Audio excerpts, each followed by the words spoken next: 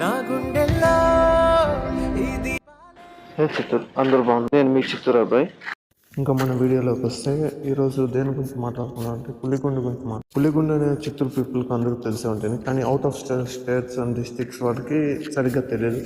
ఈ పులిగుండ ప్రత్యేకత ఏమంటే, పులిగుండ ఎక్కడ ఉందంటే చిత్తూరు నుంచి ఒక 10 కిలోమీటర్స్లో ఆ కలవకొండ నుంచి పెనుమల మధ్యలో ఉంటుంది. ఇక్కడ ప్రత్యేకత ఏమిటంటే ఇక్కడ శివుడు స్వయంభుగా నిలిచారని అందరూ చెప్పుకుంటారు. ఒక కొండ శివుడు అని, ఇంకో కొండ పార్వతి అని అందరూ చెప్పుకుంటూ ఉంటారు.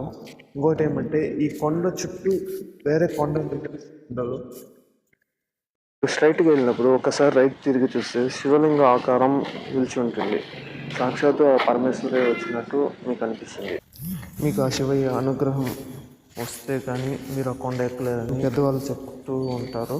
ఒక్కసారి ట్రై చేయండి, మస్ట్ విజిట్. గురించి పూర్తి వీడియో కావాలంటే పార్ట్ 2 అని కామెంట్ చేయండి, నేను ఫుల్గా ఎక్స్ప్లెయిన్ చేస్తాను. ఓకేనా? Okay, thank you.